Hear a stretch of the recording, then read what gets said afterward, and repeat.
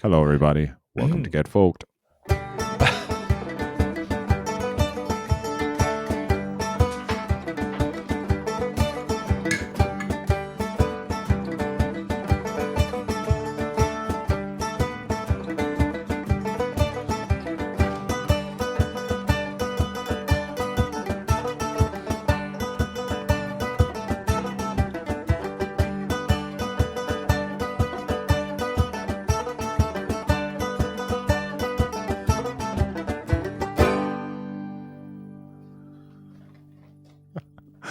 Hello, everybody, and welcome to Get Folked, a casual listening podcast anchored in our love of folk music with enough slack on the line to take us into our worlds of Berlin, Limerick, and beyond. My name is Andrew.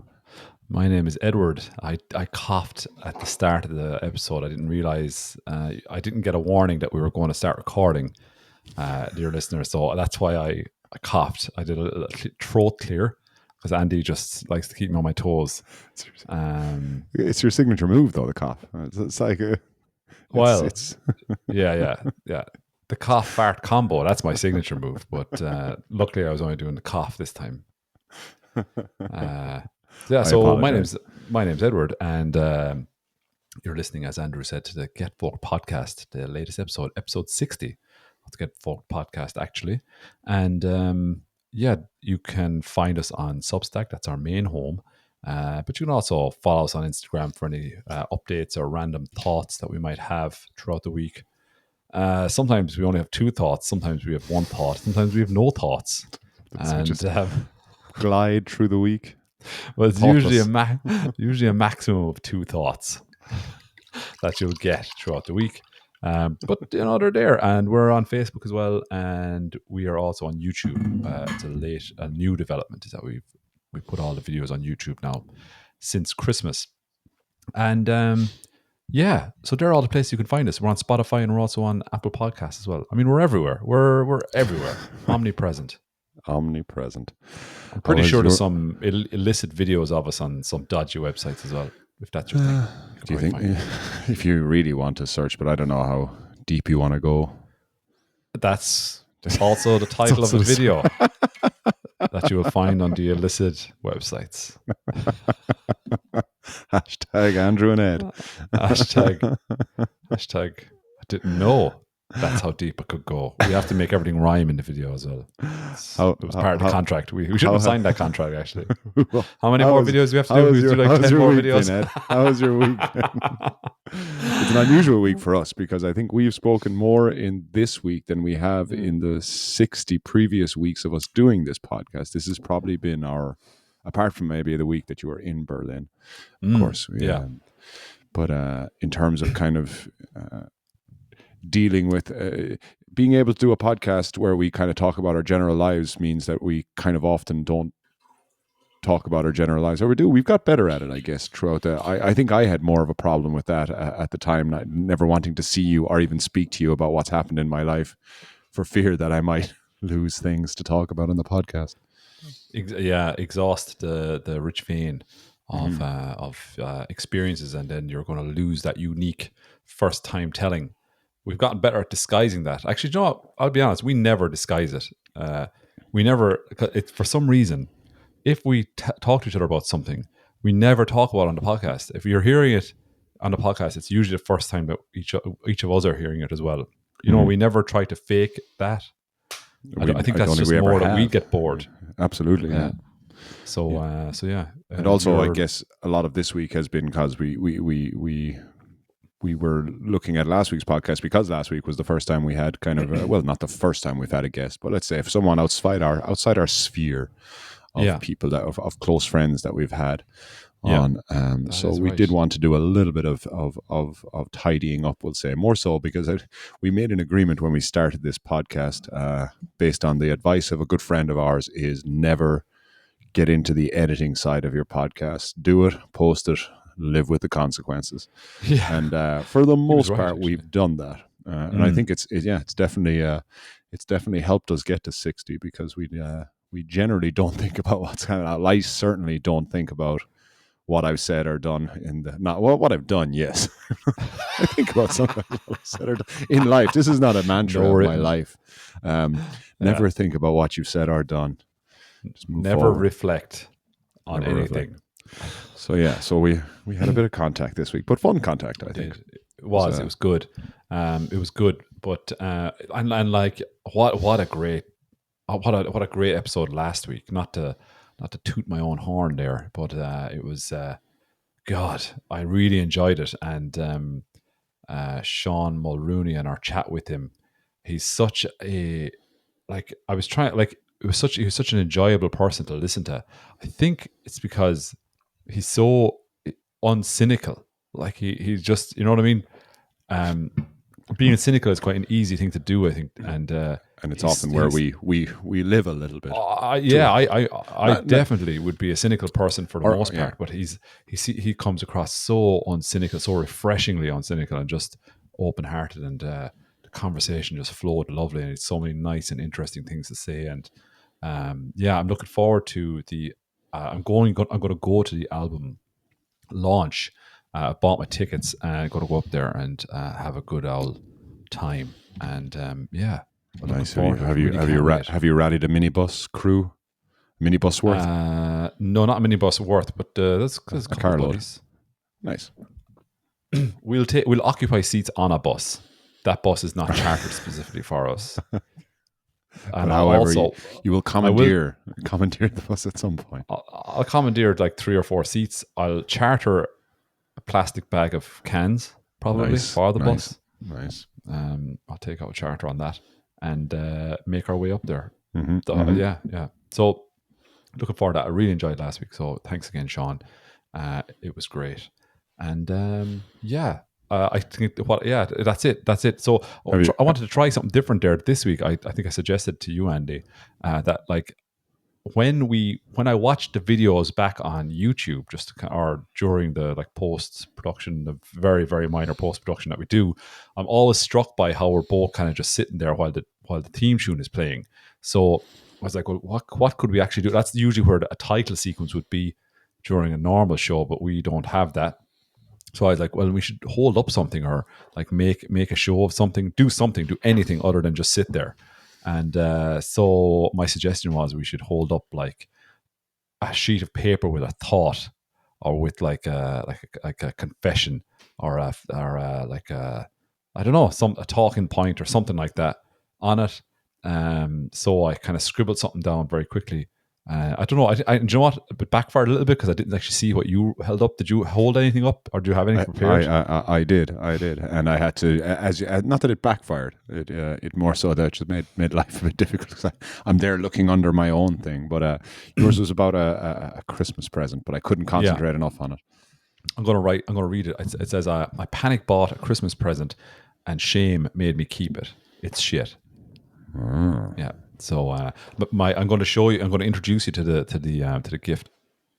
It's. I was wandering around Dunnes Stores, the Dunnes Stores there on the Ennis Road. I think it's. I can't remember the name of the actual. It's called something. You know the way these shopping centers have like the names. Crescent or whatever. No, yeah, like that, but that. It wasn't the Crescent. Yeah. But anyway, cracking Dunnes Stores. I recommend it. Brilliant. And it's got like a great fishmongers. It's got like a cheese place, like a dedicated cheese place, class place. Anyway, so I was in this place at Christmas, and you know the way when you're wandering around and you've got someone in your head and you're like, what the fuck am I going to buy for that person? And it's like, I'll be honest, I was susceptible to a bit of panic at this point. I was like, what? I just don't know what to get. And you start rationalizing with yourself then, and you're like, they'll be grand with a stocking filler. They'll be grand with like this. They'll be grand with that socks. They'll be grand with whatever it is, you know. You've gone from I care about this person to what will satisfy the itch that is required here in terms of presents. Yeah, what's the lowest bar I can get across to satisfy society's expectations in this point, and that both of us can go on pretending that it's all fine in that setting. So I just need something, right? And I just saw this thing, like Dunnes had a stand with all these it was a stand designed and populated specifically for this. Exactly. There was like a cushion that massaged your bum, was like an ass massager. That was one of the things on it. Fidget spinners, that's the classic. Fucking, you don't have a fucking clue. I haven't seen one of those sold in a fucking long time. That's a push. That's someone. Yeah, I toyed with the idea of the ass massager. Yeah, then I was like, sound terrible. Yeah, but then I was like, exactly. But then this is not a person who I think should be thinking of me of massaging their ass. Father Murphy. You need to get him. It's going into the collection basket. just a full on. And I'm in the front seat, so everyone has to put their coins on top of it. And it's battery powered, and you switch it on as it's just doing the. That's the low, sultry setting. Ass massager. That's what it was. Well, okay, they didn't call it an ass massager. They called it like a vibrating cushion or something like that. But I'm like, well, that's an ass massager, you know. So, so it's like if you buy it after somebody, it's like you're buying them a massage, or you're massaging their ass yourself. That's what I think it is. So I backed off that one. So I went for really a shit one, which was called a box of cards called Disgusting Facts. And what's kind of disappointing about this a little bit is that a lot of them aren't disgusting. Yeah. For example, one of the world's largest stockpile of nuclear weapons is partially defended by trained dolphins. That's not disgusting. No. That's just interesting. I looked that up. That's true. Yeah. Whose stockpile is being protected? The United States. By mined I think the dolphins. The use protection, I think, in very generous terms. These dolphins, they go out and they can clear minefields, and they can like video surveillance and alerting. Like these guys they're not like, pardon, they're not like SEAL Team 6, you know. They're like smoking cigarettes on top of the wall, looking down. I've seen things, man. I've been into shit. They're not like that. They're just swimming around and they strap cameras to them and shit like that. I don't really know. But anyway, so I think protected is a bit, you know, whatever. Yeah. But another one is that throughout your lifetime, your ears never stop growing. I did know that. Yeah. What is it? Yeah. But I think like with a lot of these kind of cards and games and they definitely what run was out the of one shit to say, that, like. What was the one that it was connected somehow to Hitler? I don't know. A friend of ours that we often reference on the show, he had these cards. It wasn't Cards Against Humanity or something like that, but it was kind of a Cards Against Humanity thing that I remember playing that not very recently, but the most recent time I played it. And I think just we've become numb to shock factors in terms of like what can be, you know, there's not a lot. They have to go really deep.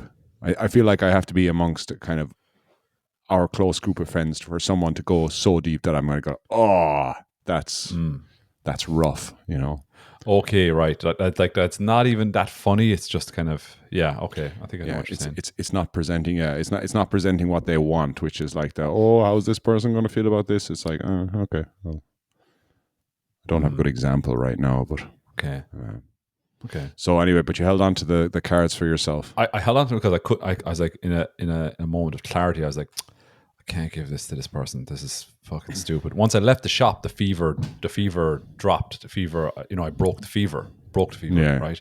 And but I was still left with, you know, the scarring, which was this fucking box of useless facts that aren't even disgusting. Just a box of facts. I do like some of them though. Buzz Aldrin was the first man to urinate on the moon. Take that, Neil Armstrong. Nice. Didn't have the foresight to take a piss on the moon, but Buzz Aldrin was keeping it. That's not disgusting though. I don't think that's disgusting at all. Unless you're disgusted by unless it's like Buzz Aldrin. What maybe unless you're like anti-Semitic and he was a Jewish person, and the whole box was done by anti-Semites, and they're like, that's disgusting. Maybe there's some sort of nefarious motive behind it that I'm not aware of. But that wouldn't make sense, because the next one is, it's possible for a jellyfish to evaporate. God, it must have been so soul destroying. I have to put this together. You know what I mean? Like as the person, I want you to gather some facts and fill a box. Yeah, and then like the person who's probably a writer. They're probably a writer, right? Yeah. And they've been given this contract job, they need to take every bit of job, every job they can get because they need the money. And then somebody comes to them and go, look, I need you to write like a card of facts, just random facts.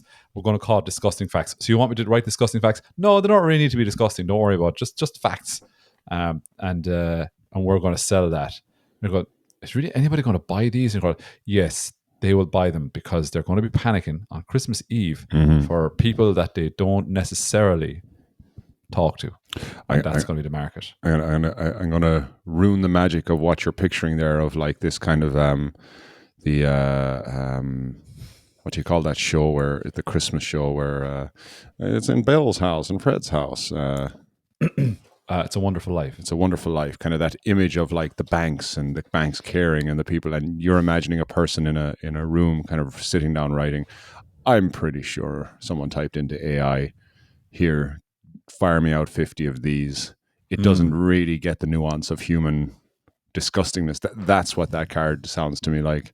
So I think they should have just called it interesting facts, because two of them are this, and these are going to be my last two because this is kind of boring. Did you know that animals that lay eggs don't have belly buttons? Which I suppose that makes sense. That's just describing mammals, right? Yeah. Disgusting. It's just a different childbirth. Oh my God! Now we're talking about it. And did you know that babies are born without kneecaps? Did you know that? I didn't know that. Babies! I don't ever want another disgusting. Baby. That was a tough time of life. Now you're getting into the real trenches of my soul.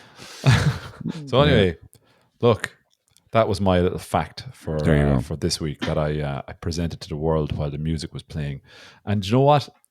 Maybe I won't even be on the camera while the music is playing for the video, so that might have just been a waste of time. Anyway, it doesn't matter. I tried. And what did you hold up in front of the camera, Andy? I held up this box. Super Dickmans. Nice. Super Dickmans. Which do you remember those? Yeah, they're like not rich tea. Sorry, they're like tea cakes. Tea cakes, exactly. Yeah, but for some reason in Germany, the reason I hold them up is because my kids watch this program, which I've referenced before, called Sendung mit der Maus, every Sunday night, and they were showing how they make these Schokokussen, I think is what they call them in German, like chocolate kisses. Chocolate kisses, exactly. Or as this company decided to call them, Super Dickmans. Super Fat Man. Super Fat Man's dick is fat, and so it's like Super Fat Man's or fat man. So I just like, so my kids were watching this program. It was showing how they are made, and they used to actually. I'm not going to say what they were called, but like the Germans used to have quite a racist name on those. Oh, things really? as well, that you can look up and see for yourself, and they had to change it. So like the company went from like a kind of a racist name to like, well, we better keep on point with the insulting someone at least. So like, it's like the Super Fat Man's. So so that's what I held up because it was in my head, and I'm drinking Connemara whiskey that was on sale today. Came with one of those fancy tumblers that I couldn't resist. Haven't had a nice tumbler, so I'm having a Connemara single malt whiskey while we're talking it. Okay. I'm trying to finish off this Captain Morgan and Captain Morgan bottle because I got too many open bottles of things. And, so to finish. Captain Morgan. There was fucking 3 cubes of ice in the ice tray when I went there. 3 cubes. Do you know what I mean? That's no good to anyone. No good to nothing, to no one. Captain Morgan. Captain Morgan was a pirate dude. He used to whack motherfuckers and act real rude. As a real life person, he wasn't much fun, but he sure made it good as a bottle of rum. Oh yeah. There you go. I want a record scratch after that. I think that I can't remember the name of the band, OPW or something like that. They did that song, If Heaven is a Half Pipe. At least in heaven I can skate. And they had a song about Captain Morgan. And I actually like that album, but it's full of profanity. I tried to play it in the classroom a couple of times. Or not a couple of times, once. And hoping the lyrics would clean themselves up after a while. Because it's such a nice kind of song.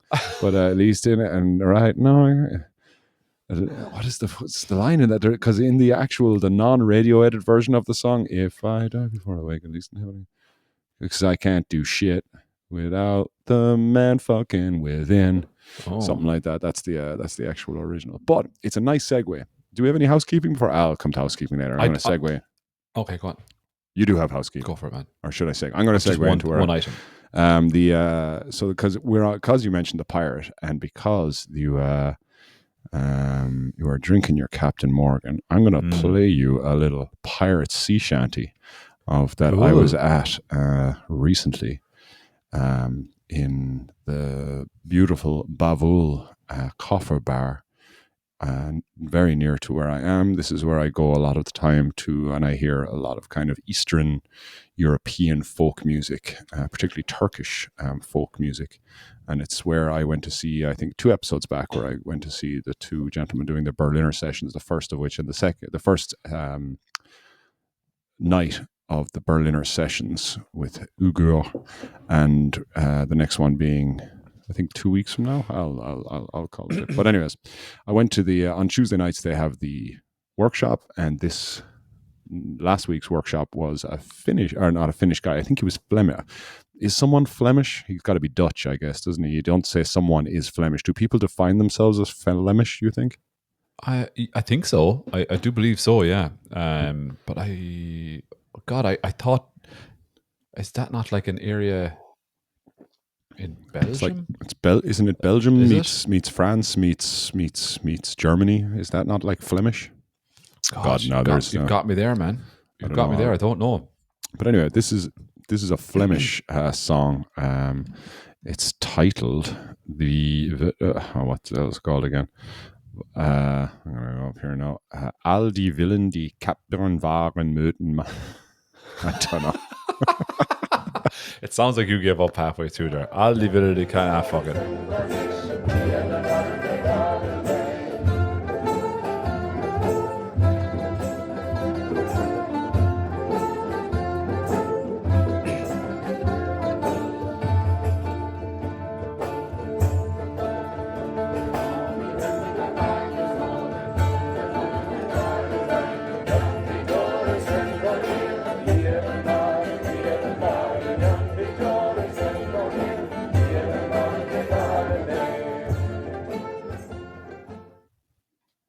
Wow. So yeah, that was the Flemish, not Finnish. I told everyone it was Finnish for a long time. But then I was like, these Germans are very words. These words are very German. Jesus Christ. It's a good whiskey. Sorry. The song is called Al die Willen die Kapern waren. It was done by a guy who I had seen at this session before. It was quite like, I got to give him full credit. Like he went for this. He went for this workshop, and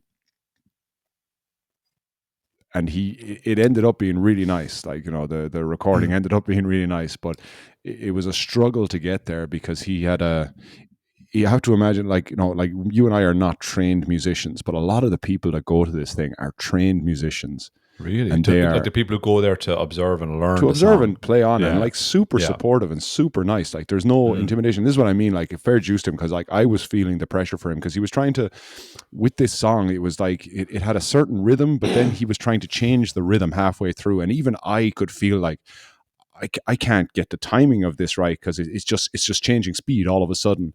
And like the percussionists were trying to kind of clue into it, and the you know, there was like classical flute players, there was bouzouki players, there was like a lot of the instruments that I won't remember that are there. A lot of these, like, for want of a better word, bowron players, but this kind of Eastern European bowron, or Turkish bowron, I'll call it. And they all, a lot of them have studied or are very into their music. So, and this guy was kind of like, I would say, similar to me in terms of kind of understanding music and being able to explain to a room, okay, so I want you to do 6/8, and then I want you to change to 3/4, but then we're going to do a 4/4, blah, blah, blah. Like, imagine all this kind of terminology. And someone at some point said to him, like, you know, but it doesn't make any sense. Like, you know, you can't go like, and I don't know the terminology, and I only have respect for him for getting up and doing this. But someone said to him, you can't do 4/6 and then blah, blah, blah. And his answer his answer to this person and the room of people that were like, and I was looking around and people are so nice, but there's a little kind of, they want to do it right. It's like someone just being into language and hearing bad grammar and just getting irritated by the constant use of poor grammar. He said to him, was like, with the question, like, 5 plus 5 is 10. 5 plus 5 is 10. And then he turns and he goes, well, there's lots of ways to interpret that. There's lots of ways to interpret 5 plus 5. And that I've obviously like changing up the language, but that's what I was hearing. Someone was saying something about music. Well, there's lots of ways to interpret that. And it's like, I'm not sure they all agree with you. Oh God, I get stressed out hearing that story now because it was. I was, and your old flatmate was in the back of the room watching it. He said he quite enjoyed the whole thing, watching it. Like, he would love that, because that would be a case study in like human interaction, and conflict, So he'd like to observe that and see what way it's going to work out, But God, that's stressing me out here a lot, because there's a performance factor there, There's a differing levels like of the ability, Absolutely, and the way they structure it is like, so you're hearing kind of, I think that is the final recording. I can't remember. I took a couple of recordings trying to get kind of one that I liked, and and the way they set up the workshop is like, so normally you the first thing we do is read the lyrics and understand the lyrics, which I haven't even got to yet, what the lyrics are. But then you try to get everyone to sing the lyrics with whatever tempo. Then they move into kind of harmonies and high and what would you call it, bass, whatever. Two different harmonies, which he kind of got into one, and then getting the musicians involved.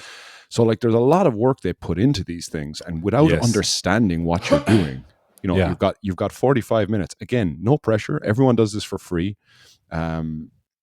Absolute wealth of talent in the room, and they end up producing that. Like, no matter what you do, you get up there. They're trying to help you in the kindest way, and all you have to be is kind of open to going, I don't know what I'm doing or whatever. Now, not that he wasn't open to that, but there was certainly a kind of a moment of tension where you're, as you said, like where you're feeling that tension, where I'm like, oh man, you just need to listen to these people, just accept whatever they're saying. But like, of course, he's trying to manage this as well, because you can't open up the control of what you're doing to the room. No, otherwise because exactly. You have to.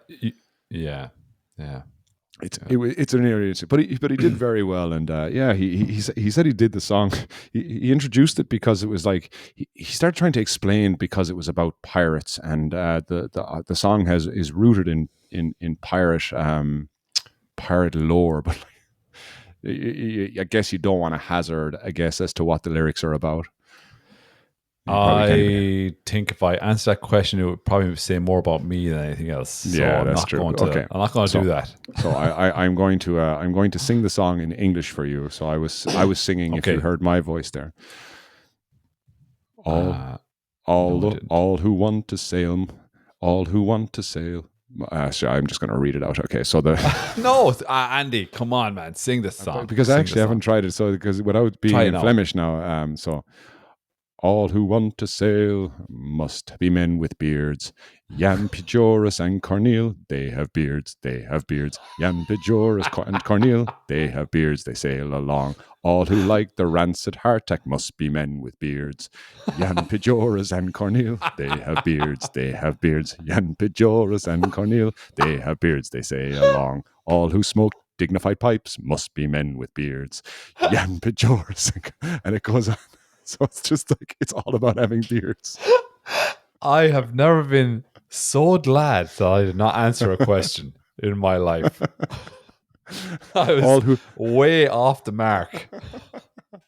So it's what it's saying is like, so every time it's like, and you always repeat the line, Jan Pijorus and Cornel, they have beards, they have beards. Jan Pijorus and Cornel, they have beards, they sail along. It goes on to say, all who want to kill the whale must be men with beards. All who want to sail must be men with beards. All who do not fear death nor devil must be men with beards. And it's like, it's interesting watching a person kind of explain the song to a room of like, I want enlightened. Let's say call it like cosmopolitan Berliners. It's just like, all right, Must but be again, men with everyone beard. just I like laughs it. at it. I think it's folk funny. songs have that power though. Folk songs have that ability to kind of they can you can accept nearly whatever is being said in it, like and if you want to delve a little bit deeper, you could say this song it's about manhood, or what the perceived what the perception of manhood and what was expected of men at a certain time, if you want to get deep about it. Absolutely. But maybe that wasn't what was going on at all. It's easy for us to guy say. Like beards. Sitting here with beards, two of us were just kind of like, well, speaking my language. Tick and, well, sorry, there is no second tick. Just tick. just tick. Got a beard. I qualify for every verse of that song. I don't feel good about killing whales, though. I want to let the whales be, to be honest with you, But I think, again, you're talking about, if you had to go into the ethical side of things, you're talking about a different time. And I guess the killing of a whale for those guys was a real fucking, 19th century whale killing wasn't just like, we're going to make fish fingers out of this. We're this is life and death. These are tools. This is. They were fucking evil, Andy, and you're evil for even just making excuses. You're an apologist for whale killing.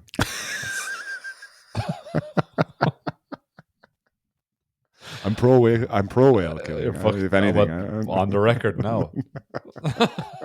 And you've got a beard. I know where you're going tomorrow morning. Straight to sea. So how many? Because you're into maritime kind of thing. Right? I know love it. I fucking love. But you are. That's loaded. That's a loaded thing now, and you're setting me up for a failure. Okay, no. I know. Before, when I was asking you something to watch on YouTube, and you sent me a whole like maritime kind of series that was free on YouTube that I quite enjoyed. It was as a fictitious British Navy. I know. But doesn't mean I'm into. You take from that I'm into. Okay, I'll hear the question. Give me the question. You are literally my phone a friend. If the question on maritime. Oh no. I think Ed should know that. I think Ed should know this. He sent me a program of the BBC about. Andy, is one of the answers beards? Because I think that's all that's required. How many different types of pirates are you aware of? How many? Is that a genuine question? That's a genuine question. Right. How many different types of pirates? Oh, like at the moment that are existing now? Is that what you mean? Well, that's the word. Any kind of pirates, like defining a pirate. If they were, if I asked you to kind of, by geographic look. Okay, go on. Okay. Yeah, I don't know. I'll give you an example. Like a privateer is a type of pirate.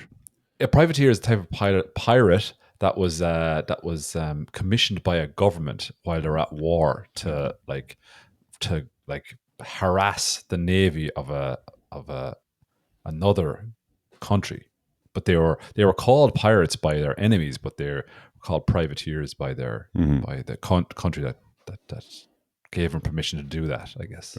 Very good. Which again, it's funny that you sing a lot of these songs and I don't even know what I'm singing about. When I sing Barrett's Privateers, I'm like, oh, that song makes so much sense. Because you have to get a letter of marque. Yeah, I guess that's has the seal of the sitting king or president. Is that what a letter of marque is? I'd never heard of letter of marque, but I knew they had like a certificate to say like, yeah, you are doing what you're doing on behalf of the American government or the British government or the Spanish government or whatever it is. I don't know if that resulted in you being treated any differently by the antagonistic or the country you're antagonizing, but like in your own country's eyes, you were legal. Yeah, yes, that was it. Yeah. No, that's you're bang on. A buccaneer. God damn, I am into fucking maritime stuff. Well, what about a buccaneer? Have you got buccaneers down? What was a buccaneer? Buccaneer. I don't know. I thought a buccaneer was like just like a name for a dude. I didn't know that. I didn't know that was a special designation for anything. It was specifically to those pirates who operated in the Caribbean. Comes from the French boucan, which is the grill used for smoking the dried meat that was eaten on ships at that time. Okay. Yeah. So I think that was specifically to those that were operating around the Caribbean, which is I guess where your friend Captain Morgan might have been a buccaneer. Your friend Captain Morgan. Rum, I suppose. Rum would you'd associate with that neck of the woods, wouldn't you? Yeah. So I guess so. And then you have corsairs, where the French ones then that were working in the Mediterranean, between the Mediterranean and the Ottoman Empire. I thought a corsair was a type of ship as well, though. Maybe that's. Oh, really? Maybe I'm wrong there, but I thought it was a corsair was a type of ship. But maybe I might be mistaken there. Do you know what, like, sail the seven seas? And you think, well, wait, there's more than seven seas. Where did that come from? But it's dated from a time, I think, where they only kind of really knew about seven seas, or the maritime trade only occupied seven of the seas.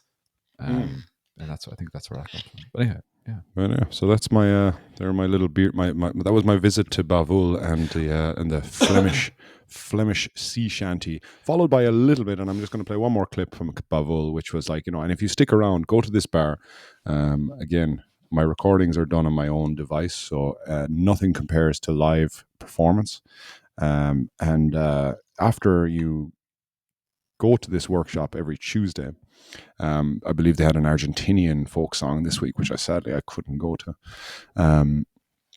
They have a session in Bavul with all the musicians, this treasure chest of talented musicians that I speak about, and there was someone there with a melodica.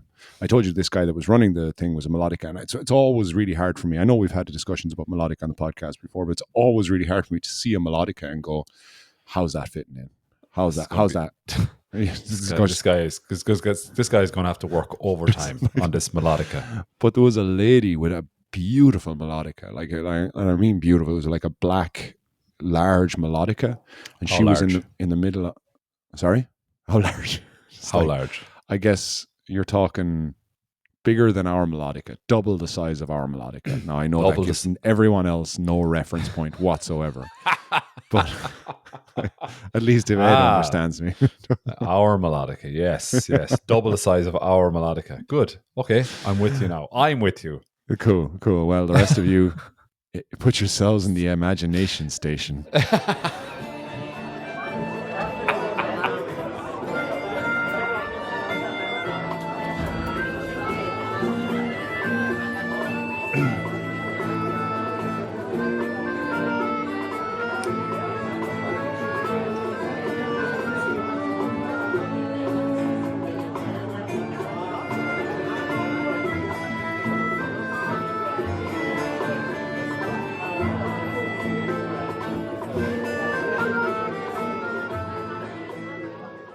Wow.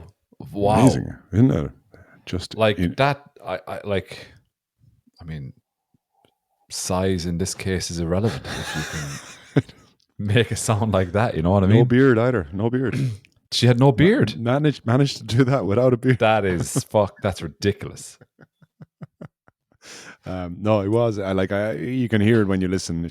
If you do go back to it, you can listen. That I don't think obnoxiously, but I got closer to her. I was just like, I really want to pick this up, because it was just, and you can hear the instrument that I talk about, which again has its own unique name, and I should have learned it by this stage because I'm going to this bar often enough. Like a djembe or a bodhrán for all intents and purposes, but has like tambourine cymbals on the side. But the way they play it, it's not your standard tambourine, it's not your standard bodhrán. It is just something different to that way they play this instrument, that if you listen back to it, you can just hear the beautiful taps and the cymbals on the tambourine bouncing. Oh, it's just the way they can play it again. Play it again there. Now that you've honed everybody's ear to that. Okay. Play it again there.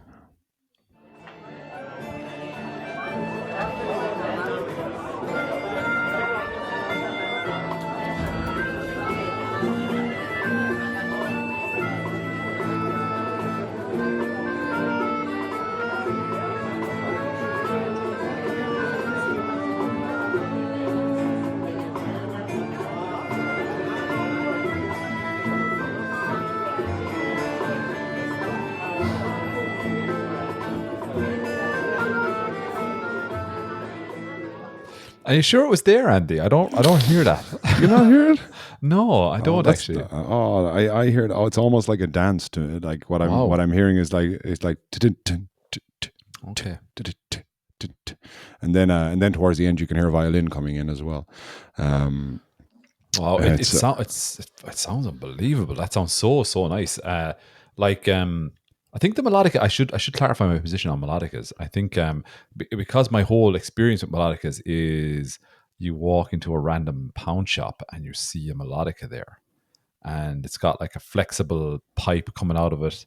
And then that's most of the melodicas I've seen is people who buy them in pound shops and then play them at a party or buy them as a joke and then play them and annoys everyone at some kind of gathering. Probably a melodica in that stack of presents that you were observing. It's right under this disgusting facts. It was a melodica for €2. And the ass massager. So like I guess that's my.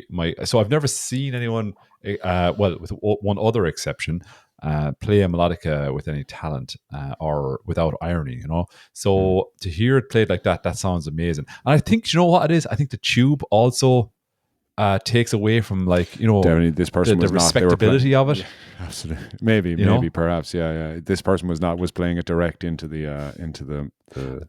I think that helps. I definitely think that helps to be blowing directly into it, and you've just got a thing with a keyboard then. Whereas I think the flexible tube, while probably more comfortable, sets you back in the respect.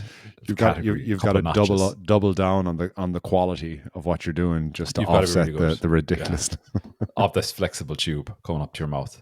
Yes, and I think if it's not a like translucent color, like a really bright, comedic, like grab your attention color, that also helps. If it's not one of those things, like a bright green that is never used for anything else, you know what I mean? Yeah. So that helps. But that really sounded good. It's really worth. So it's an amazing Tuesday night in Berlin. So anyone that's kind of coming to Berlin, just you get such, and the bar itself is beautiful. The people that own it are beautiful.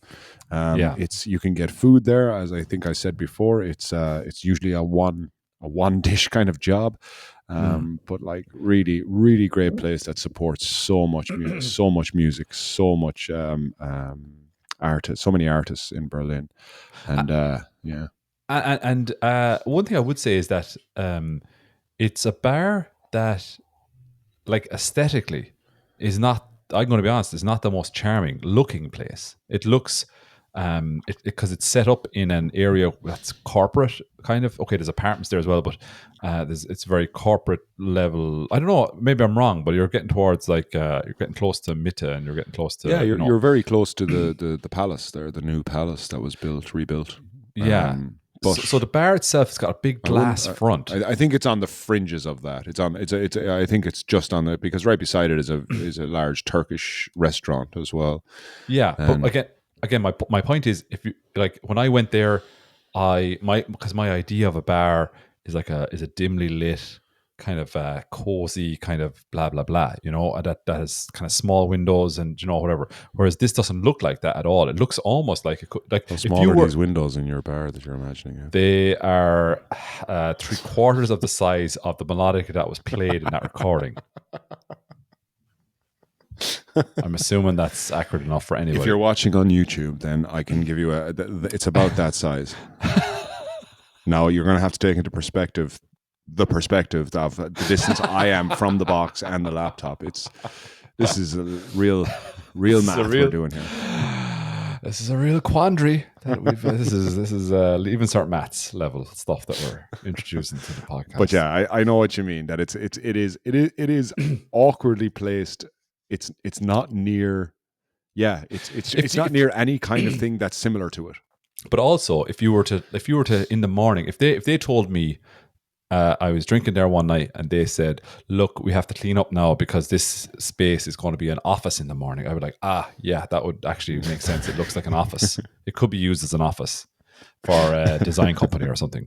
It looks kind of like that, you know. Yeah. But when you go so to be honest with you, that only enhances what the people who run it do, because they bring such a nice atmosphere to the place, and because they have no aesthetics to work with, in my opinion.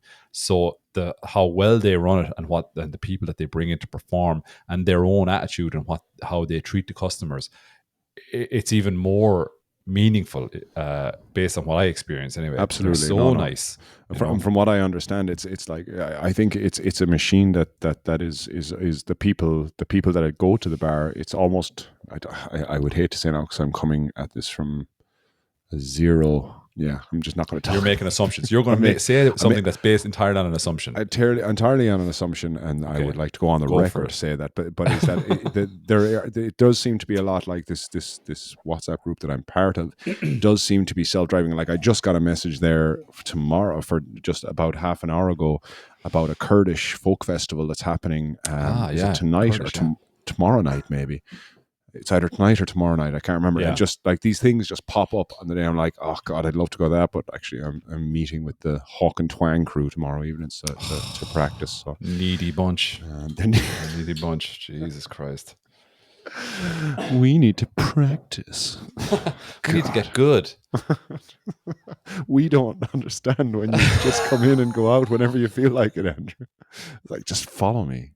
Just because you don't have the raw talent. Why are we focused so inordinately on beards?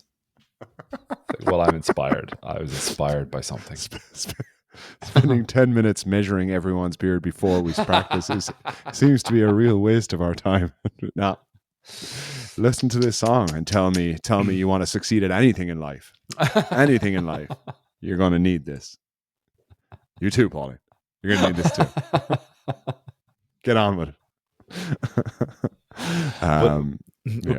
Can I just go back to your man who was doing was it a group or was it one person? One person. Wow. So yeah, to go back to that person doing the Flemish folk song, the Flemish sea shanty. Well done to him, I suppose. Because that's a hard thing to do. That's a hard thing to do anyway, because the one I was at once, I was only there once, and really enjoyed it.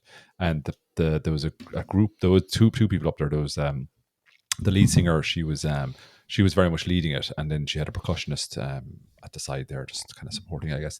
So I think having a percussionist there really helps, because when it comes into, let's say up on the stage with it, because when it comes to trying to explain where the timing and where you're going with timing, I would fall down like instantly, because remember we've been at practices where, let's say I'm showing a song to the guys. I remember, I think it was the last time there in Berlin, and I started getting these questions about timing, and I am desperate at it. I cannot do it. I don't know. It's not a language I speak, so I think having somebody on the stage there do that would be very helpful. So absolutely, the thing about, like, because at one stage the conversation was like, it's in 6/8, but then it changes to 3/4, and one of the musicians said, well, that's the same. And to me, I'm like, man, okay, well, half of that is that, half of that is that. So but that was another point where it came in and it said, like, well, there's many interpretations. And that's what I would say, and that's a bad sign. Us, we would just be like, I don't know. just cowering. Just leave. Just walk out the door. Go into the restaurant next door. We just go in and join the. Just go, leave the stage, join the audience, and just sit down. Just stay looking at the empty stage. I really hope this whole situation is going to resolve itself.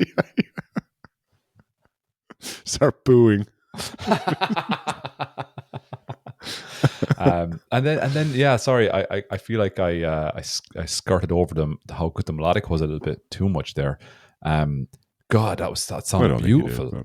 No, God, it sounded really beautiful. As and was she playing it? Was everybody playing at the time? Because like you say, you kind of went up circle. So it's as close to the, like, I know there are Irish sessions in Berlin, and my wife goes to them on occasion, and I haven't really been able to go to them or gone to them. But to me, it's like that. To me, it's the same intimacy that I've seen at a really good session. Like there was say about 6 or 7 musicians just circled around each other, playing for each other, close enough to each other that the whole bar could. And like, this is the thing, like, you go there and you can just drink away, and whatever there, people are drinking a lion's milk, and I still haven't had one. And the idea of mixing it with water is just like, and I can remember the taste of raki from Macedonia, and I was like, I wasn't a huge fan of it. No. And I just feel like I'm just going to be drinking this thing. I'm like smiling. No. Yeah. Andy, for lads who weren't fans of it, we did. did a fair old job of polishing it off, in fairness. Honor the culture. Honor the culture. When in Rome. It's the folk code. The folk code. I think no, in fairness now, we really lived up to all the Irish stereotypes that time we were in Macedonia drinking rakia. We were, because our friend who lives there invited us out to that restaurant, and her family and friends, extended friends, were all there, and we were at the table as well. And we didn't understand, like, the rakia was for the end of the meal. And so we were like, as Irish people, we were like, alcohol in that jug? There's alcohol in that jug in the middle of the table? Oh, great. Let's all have a drink. We were all drinking it. Why would you put it there so weird? What exactly? Why is it on the table? You know, you fucked up. You fucked up. I'm not the problem here. You're the problem. You've clearly got nobody to test the system. So we drank the full jug, or like those 2 jugs on the table, and we finished them. And we were drinking our beers as well at the same time. And we were like calling for more beers, calling for more of these jugs of this delicious juice. And I really remember the waiter was like talking to our friend, and they were both laughing, and they were like, "What the hell are these guys doing?" Like, you know, because we were just like down in the drink, and they're like, and then I remember our friend just goes, "They're from Ireland," and the waiter's she just walks away, and it gets more jugs. Idioso.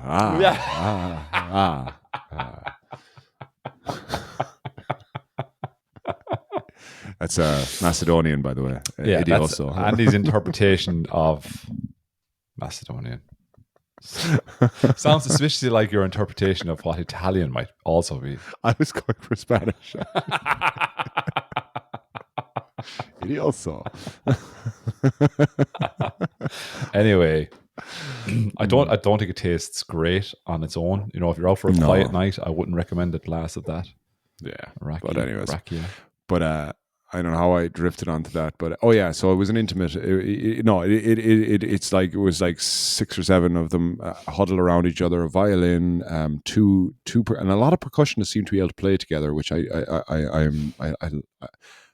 sometimes I don't like seeing, because I'm like, oh god, everyone's trying to have a beat in this thing, but they're all, because maybe it's a testament to the recording that you really have to listen to it to hear it, but I guess I'm visualizing them playing while I'm hearing that, and I can kind of almost see them playing it. But it's so subtle, and it's very respectful. Like, they all quieten down for the melodica, and then the violin would come in, and they were just taking turns kind of taking a solo in this thing. Yeah.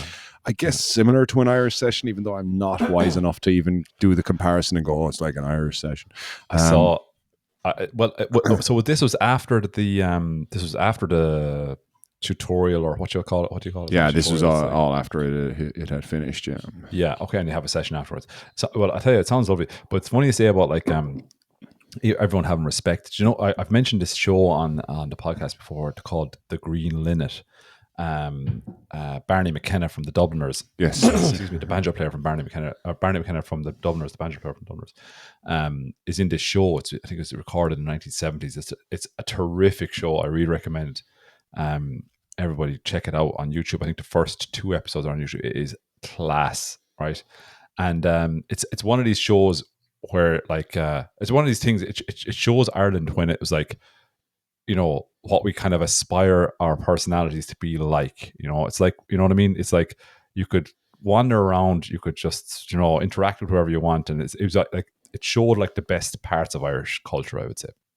Anyway, they were wandering the streets of Ennis in the first episode at a flat.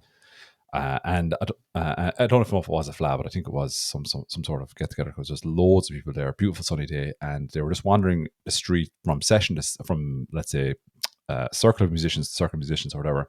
And there was a fella playing the bodhrán in one of the group of people that they encountered, and you could barely hear him, like, you know, but you could unmistakably, there was a beat there of the bodhrán.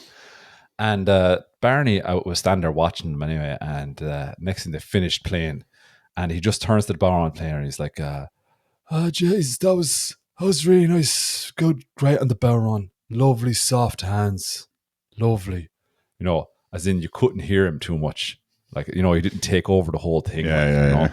And I was reading the comments on YouTube afterwards, and it was all like from people who were session musicians or whatever, and they all kind of said something along the lines of like,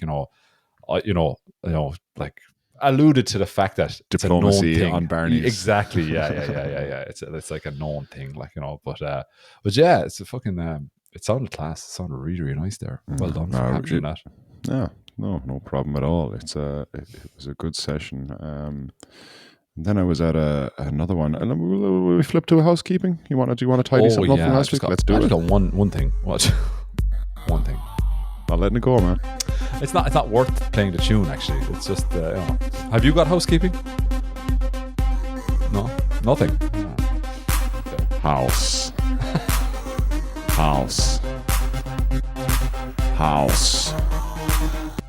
Housekeeping.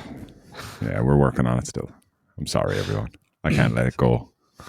So last week when we were talking to Sean, we mentioned he started talking about his kind of journey to into getting to know, I suppose, the spirituality in the culture of the First Nations in Mexico, present day Mexico, and I think we referenced Hero with 1,000 Faces, and I mistakenly attributed that to Carl Jung. You did, yeah. I remember looking back and going, "Fucking nice head."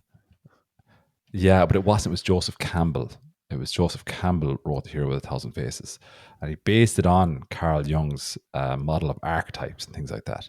So I kind of always confused those two. I don't know why I always kind of whatever, but that was one thing when I listened back. I was like, it's not Carl Jung. It's Joseph Campbell. So my apologies for that, and that's my housekeeping. So that's it. Wanted to clarify that one. I would recommend getting to know those sort of things though, because especially The Hero with 1,000 Faces. Once you find out about that, and you see it everywhere, you see that story told over and over and over and over again in works of fiction that you love. I guarantee you there's one, at least one that you know. Nice. Yeah, okay. There you go. Thanks, man. I won't hit the housekeeping button again. It's fine. It's a little aggressive. So, yeah, in terms of other music stuff this week, I don't know, do you want to hear a bit more? Yes, because I was at a session in the Westford Hole last week, but I didn't prepare any clips, but it was a very nice session. So I haven't prepared any clips, so I would like to hear more from yourself on the Berlin side. Yeah, I've got one other odd thing that I was at. So a friend of mine invited me to go see a guy, a musician who goes by the name of Knox Chandler. Great name. Very good cool name. Man, I reckon he's in his 70s or something like that. But he was performing at a graduation for, I'm going to say it's the University of Applied Sciences, because that's what's kind of sticking in my head. But it was the graduation party for a group of students graduating out of college from this applied sciences. And he himself does. Knox Chandler is like he's worked with like I don't know if you're like I don't know so I'm going to say some of the bands he's worked with, the Psychedelic Furs, Susie and the Banshees. No, that one I was familiar with, and Cyndi Lauper. Oh yeah, so that's so he's also lectured in Berlin. He's been a lecturer in the I think it's called the BMI, the Berlin Music Institute. I'm not sure about that. I know, again, setting up loads of housekeeping or no housekeeping mass for index. Myself. How fat you are, basically. He's lectured in that whole area. He's doing well. He's, I reckon, for a man in his 70s, he's about right. He looks plump. He looks plumb good. God, I was going to say plump there.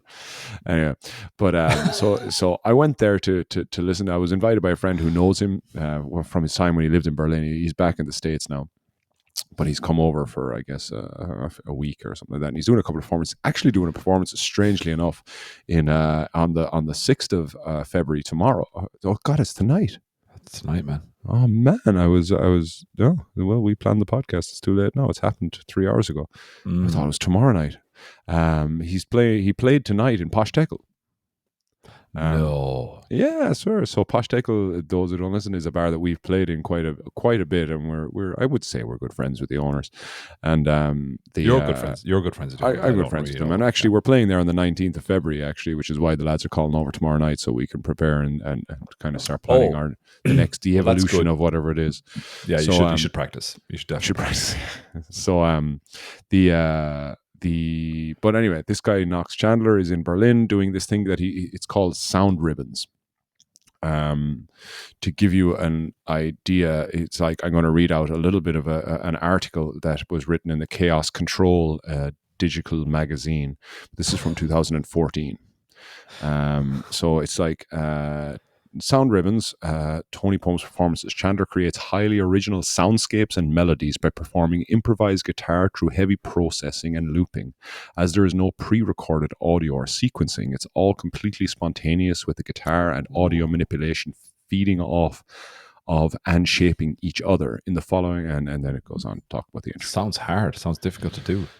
It's like, yeah. But so when I got to this place, I was. Even though on his advertising it says, go on, sorry. Let me stop you right there. I know exactly what happened. Full on orgy. Full on. It was the fucking housekeeping jingle he was playing, wasn't it? You bastard. You. God. I plagiarized it. I plagiarized it from him, and I presented it as my own. And I get found out. This is how I get found out. No, yeah. Damn it.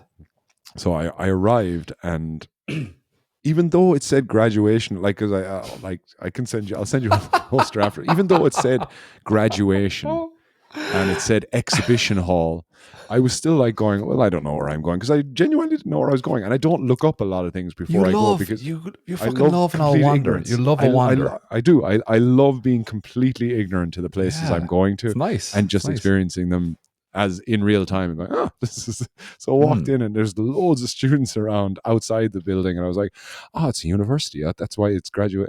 Oh, it's an actual graduation. So first things first, it's like €2 beer because they're all students. So it's like, yes, great. It's like, and it's all done. Everyone's just like, they've set up their own little stalls in this beautiful building that has this room. When you go inside into a room, because the graduating students have set up this. Have you ever seen like? Okay, no. Let me talk about the artist. So there was someone performing when I got in there. 2 Chinese students were performing.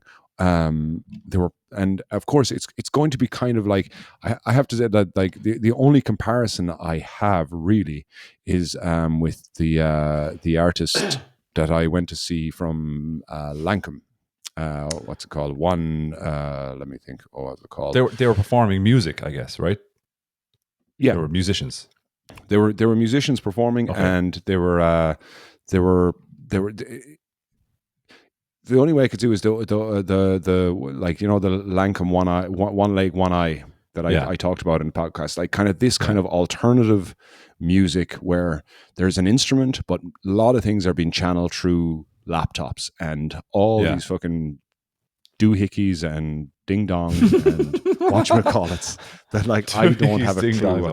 Well, because I don't know what any of these things are. I just find them amazing that they can actually do it. So there was 2 Chinese students performing. One of them was playing an instrument called and it's spelled Guqin. I think that's pronounced doohickey. The Gikwan, I'm going to say the Gikwan. Wow. Gikwan. The Gikwan is a very... Go on. Sorry, go on. Sorry, you were about to describe it. That was no. So it's a very like. So I need to read out a description of it. It's a quiet instrument with a range of about 4 octaves, and its open strings are tuned in the bass register. For me, it looked like a slide guitar. A slide guitar. Without much shape to it, apart from it being a long, straight piece of wood that gets wider as it moves higher up the fretboard, and it's got all 7 strings altogether.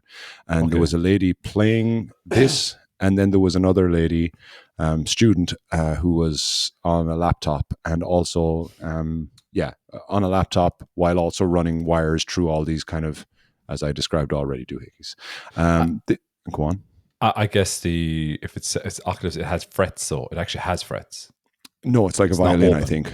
Really? It's like a violin where you have to kind of, it's just where you place the finger and not so much, there's no support from a fretboard. Okay. Wow. So yeah. Here's a look at it.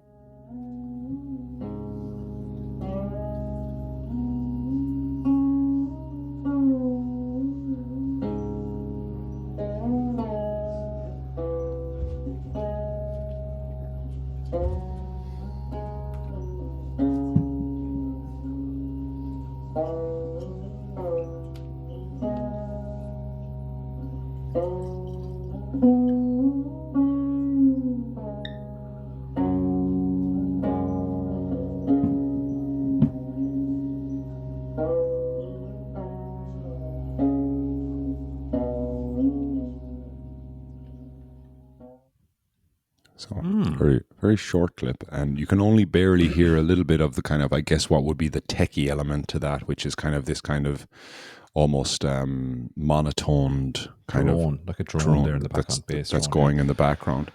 Go on, yeah. No, and what was coupled with this was that there was other students that in the background had created this visual. There was two beamers being shot onto a wall behind these artists. Like again, now non-Germans call it a projector. What did I say? Okay, a projector, and non-Germans. Well, I just non-Germans. That's a very German. Listen to this? That's a very German way of saying it. Sorry, it's a projector. Yeah. Just to clarify for people, a dick man is also a dick man. Just so you know as well. It's like listening to an open source AI translation tool. That's what we are basically, but it's specifically just those two words. It feels like a beamer could be like, some sort of like chauvinist kind of like, oh, he's a fucking beamer. Look at him showing himself off there again. Fucking beamer. Put it away, Sorry. you fucking beamer. Okay, so I apologize for my obnoxious interruption there, but I was just kind of conscious that a beamer is not something that, because a beamer can be a BMW. It's the French we're targeting here, Ed. So that's all we need to focus on. We're still a high percentage of the French people. The French population is our highest demographic. Did they say beamer? We'll have to ask our French friend. It's all right. I'm in touch. I'm in touch with him. Okay, I'm gonna touch him soon. Text him now. But so there was students, two sets of students with two sets of projectors. Thank you. Projecting images onto the wall. It's a big room, like it's a long room with a long wall, perfect wall for projecting. And go on, hand up again.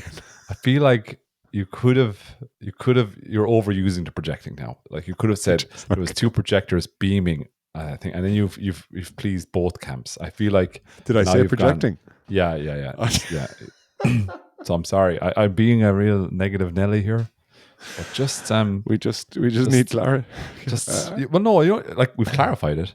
So now you can just talk to everyone. You can speak everyone's language. It could be all things to all men and say the projectors. So all of us native English speakers understand. The light machine were beaming, and then the picture box. The picture box was firing out the magic lights. The picture box was firing. How I am. I'm sorry for how I am. I can't help it.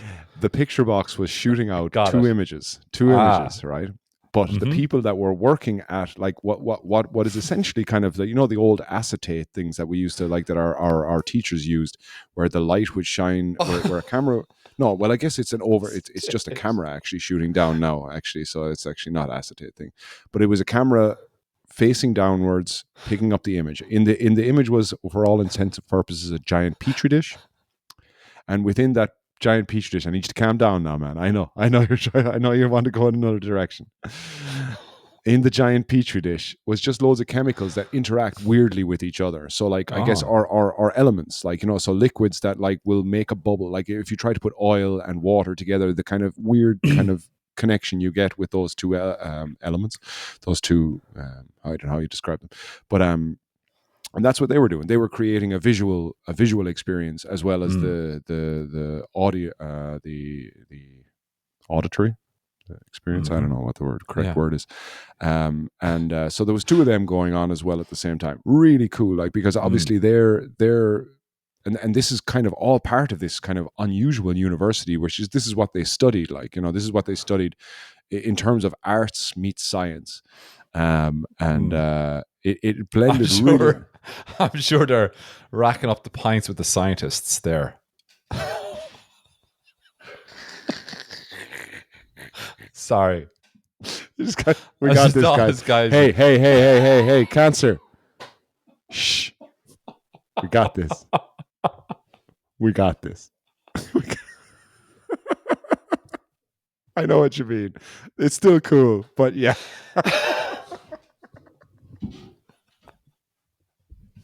Yeah. A bit of a tip of the hat to science. I'm going to put these things in a petri dish and project them onto a wall.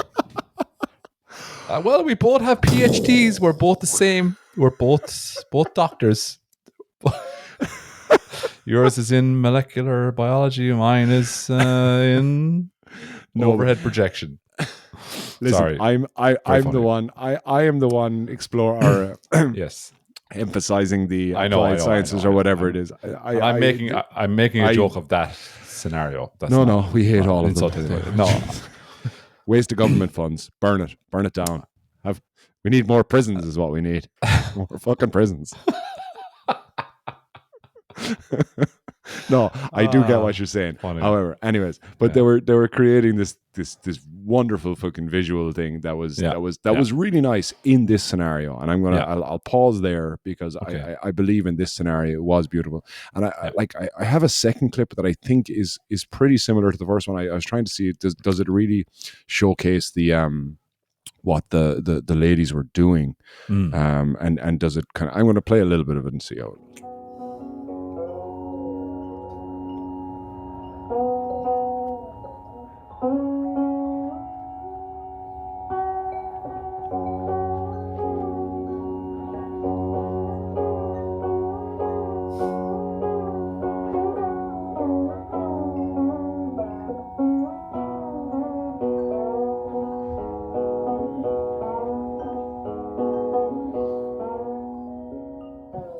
Now, for me, the most interesting part is when, like, and the reason I've picked those two clips, even though they might sound quite similar, is because for me, the most interesting part was when a live musician was interacting and playing alongside what the lady with the laptop was doing. That to me was the most interesting part. And so, like, it really is a nice experience to sit down on, One Leg, One Eye, or this kind of stuff. It's as my friend who invited me to this said, it's like, you're not going to be going home singing the tunes of what you hear at this thing, like, and then that was in reference to Knox Chandler. Sorry, I'm interrupting again, but I love that. And again, I really should clarify. Okay, I took the piss there earlier on about, like, but I love like, I've seen such cool stuff done with those with like projectors and all this visual arts. I love it, okay? But I just hate the way third level institutions market it as, within the science umbrella or under the science umbrella. Because to me, it's like, I don't know, like, I see something similar, or I did a similar course as multimedia production, but it was under some other faculty of like that's something of science or something like that. And I can't remember what it was, but it was like, it kind of miscategorizes it. And I think it doesn't make much sense.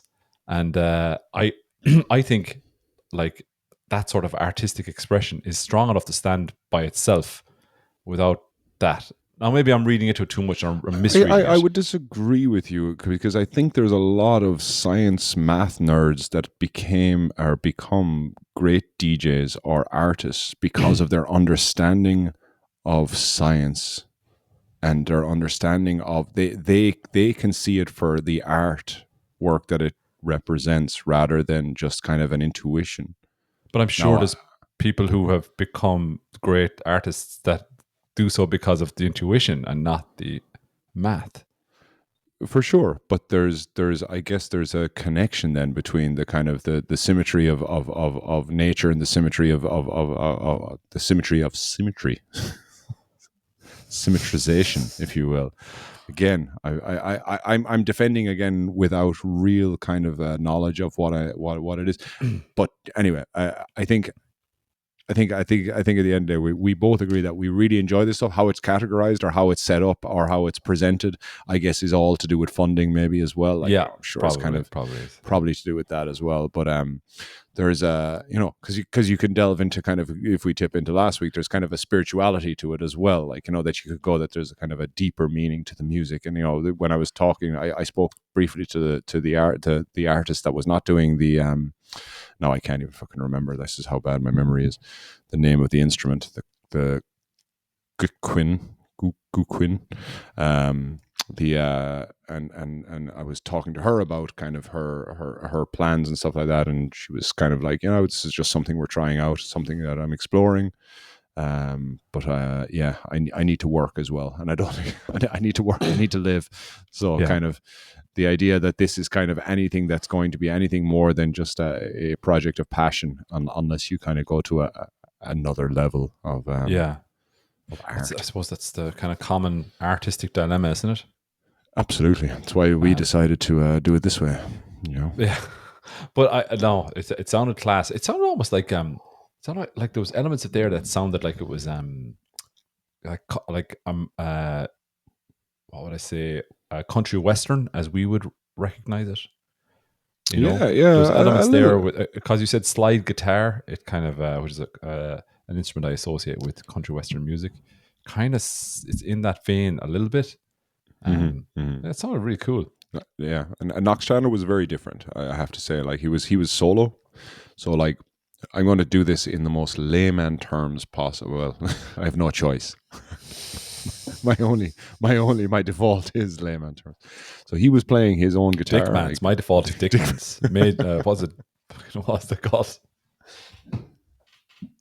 What's that sugar thing called? Something. Shakokusa?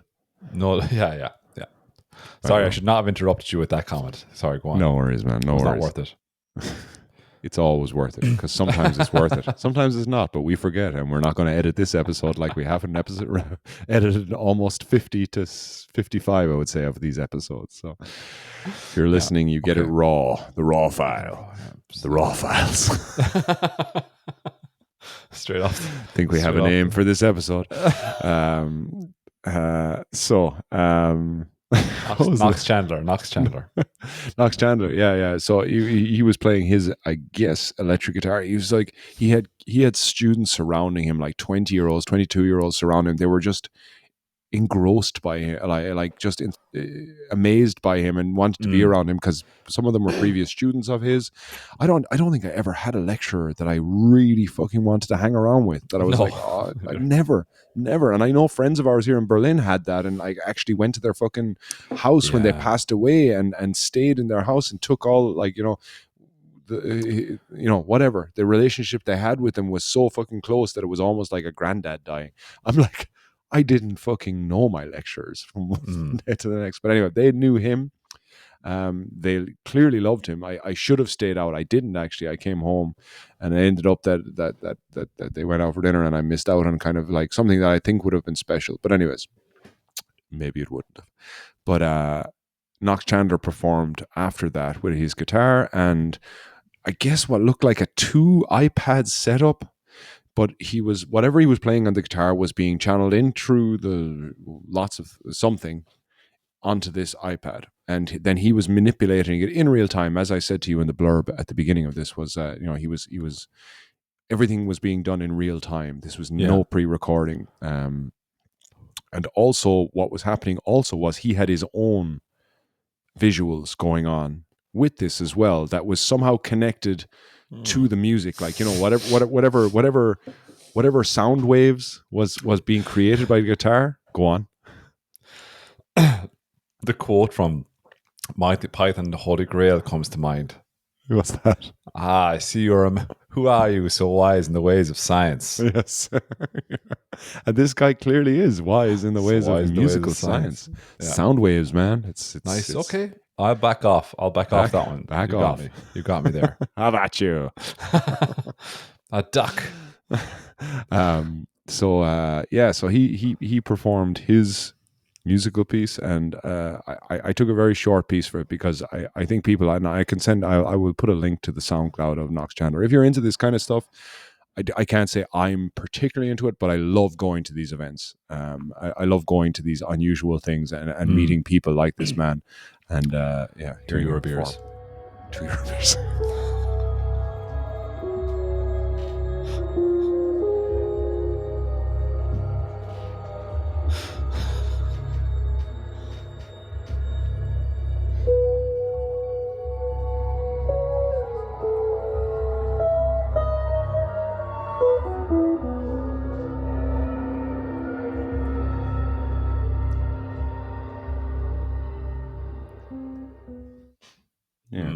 Very atmospheric.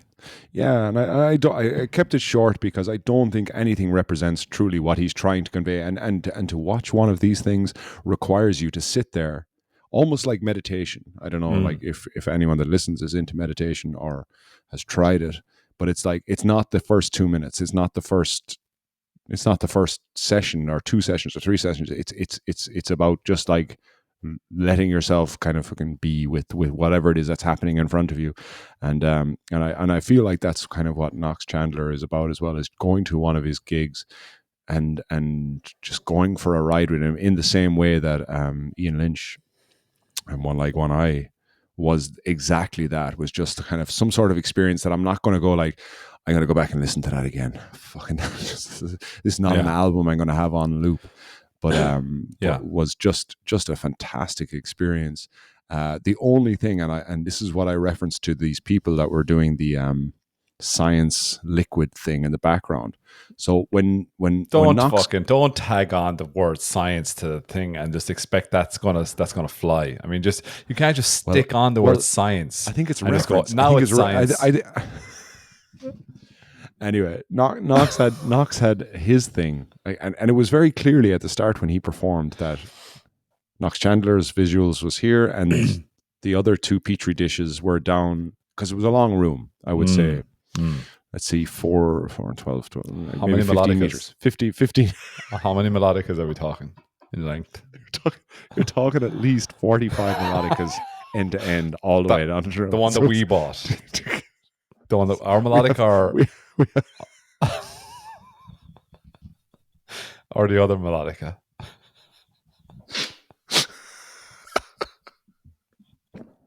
The scientists must stay know. with us, listeners. Stay with us. Stay with us. You're gonna get down with our unit of measurement very soon. We measure everything melodicas. Our specific melodic. Anyways, there was 3 screens. There was Knox Chandler's, and there was students. But for some reason, halfway through, the students in middle screen started to kind of, let's say, just. I don't think they were privateers. I don't think they were sanctioned by the state of the applied sciences, the whatever. But they started moving in. And eventually then we had Knox Chandler and their visuals on top of each other, and I found it a bit irritating. Just a little bit, just like, I think it was really nice, and Knox Chandler did an amazing job. But for me, it's already wacky enough for me. It's already too it's wackier than I would ever listen to, but I really enjoy it. But someone else decided, like, well, we don't know what's going to happen when we put this drop of whatever iodine on top of this kind of thing, and it's going to make a cool bubble. But science already knows. Knox Chandler's already science knows, but Knox Chandler already is kind of trying to do what he's doing as well. Yeah. But anyway, that would be my only pet peeve about that whole experience. Okay. But I would put it down to kind of eagerness and people trying things out. And the cool thing about Knox Chandler is like, he didn't fucking bat an eyelid. He was just like, continue. Yeah. It's not, they're all trying their shit, and most of these kids are 24, 20, 23, 24. Yeah. It's weird to say kids when you're talking about 23, 24-year-olds actually. Yeah. But like, wouldn't it be so cool to be that cool? I'd love to be that, like, not to be up, to be able to perform in front of people, be that oh yeah, like, nonchalant about shit like that happening. Absolutely. Nice. And seeing him whipping up the technology in front of me, I'm just there with my phone, just like, record. Yeah. Stop. Yeah. Record. I got this. Wiping the I'll sweat plug from your that into brow. I'll plug that into the program earlier on and later on. So yeah, so they were my two major sessions in the last Nice. since I've seen this. Very, So it was really very nice. nice. Yeah. Very nice. It was really enjoyable. So off the beaten track, but very cool. You know, like that. Yeah, I think I know exactly what you mean, but I love hearing that sort of stuff in as a component of music that I would listen to. Let's say, you know what I mean, as in like as a standalone thing. Let's say that atmospheric stuff.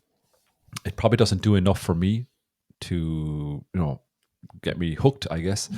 I'm probably too used to the kind of standard format of songs and how instruments are kind of tied together and stuff like that. But to hear it when it's combined with, not more traditional, but with other stuff, that could be a key component of a bigger thing that could be really cool. And I think that's where it lives for most people when they consume music.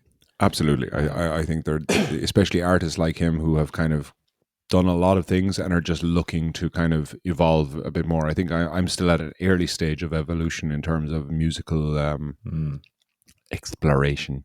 Yeah. You're still at overhead projection mode. Get the acetates out. Yeah. Drop some, you're siphoning petrol from a car to put onto acetate. Whereas shouldn't be doing that. Should be synthesizing your own petrol. I just one last thing. I just because we're talking about music and whatnot, and like, and again we kind of referenced Sean Mulrooney last week. I've just had a song stuck in my head the entire week, and I just want to share this earworm with everyone, and maybe to kind of, if you're interested in the upcoming album from Sean Mulrooney. I didn't intend this to be a plug or anything like that, but it's just been in my head the whole week. I can't get out of my head. Is this song called "It's Right to Give Drones and Praise," and it's a song from it's the first song from the Tao and the Drones of Praise. It's the first song from their most recent album called Mishnyak, and it's so good. Have you heard it? Have you heard that? No, I've seen the title and I love the title of it. It's Right to Give Drones and Praise because it's just really beautiful. This song is so good. I mean, as an opener of an album, it is brilliant. I really recommend people to just listen to that song and just it's excellent. And if you get a chance, watch the music video, which seems to have been shot in Berlin as well. It's fantastic. I mean, they're such fantastically creative people on so many levels. You look at this and you listen to this stuff and you go, like, how did they find the time? How did they think of the ideas? How did they do all this stuff? And to just come up with this type of music, and it, like I said, it has not left my head all week. It has just been so good. So, again, with Sean's upcoming album release, I would recommend going back and listening to some of the back catalogue of Tao and the Drones of Praise, and just listen. I can't believe this. I can't believe they're not more in the mainstream kind of psyche, I guess, or mainstream. What's the word I'm looking for? You know what I mean? That they're not more well known is amazing to me. Funnel is a good word to use. Yeah, I don't know if that's the right context actually for this. Well, I'm going to go with it, Andy. I'm going to go with it. But like I just really and truly, I just after listening to them for a good while now, I really am in awe of it. It's class. So just start on that song, and it's beautiful. And like their albums just seem to get better. I mean, they already start at such a high level, and then just get better. The latest one is probably their best one, even, like, if that, and listen to their first one, you would have thought that would be possible, but really, really good. So yeah, that's my recommendation. Okay, recommendation made. Yeah, and I would second it. I have to do a bit more deep diving. But we are playing on the 19th of February in Posh Teckle, in the first of what has yet to be decided whether it's School Days Over or Wolf's at Flaherty. As are the two domain names that I have bought, and I can't decide which one I will call the night. We'll figure out a theme after we decide what the night is called. But the 19th of February, if you are in Berlin or planning on coming to Berlin, that's the night. And also the 17th of March, we're planning on playing there as well. After that, we have to make plans for our gigs. But this summer then we'll be hopefully putting the final pieces together for our own Hawk and Twang. What are going to be our album. So listen, it's been a pleasure, Ed, as always. Thursday night. Nice, no pressure night. It's the earliest. It's going to be nice to have. Yeah, it's the earliest we've recorded a podcast, I think. Well, it was the same night last week, actually. This is 2 Thursdays in a row now. Oh, sugar, you're right. Actually, I forgot that. Yeah, it was Thursday. It was even earlier. But the last week's one required a bit of work, so we probably felt it. But this is the first one now where we're done. I'm actually going to see Beardy Man again on Saturday night. Oh, cool. Yeah, so I'm going to go see him again. It's been a while. I don't know. It was last summer, I think I saw him. Can't wait to see that in Gretchen Club. And other than that, I will we'll practice Friday night. I'll try and catch a gig this week. You have a bit of a session to share for next week. And other than that, we wish you all a wonderful week. And don't forget that men with beards know what they're fucking talking about.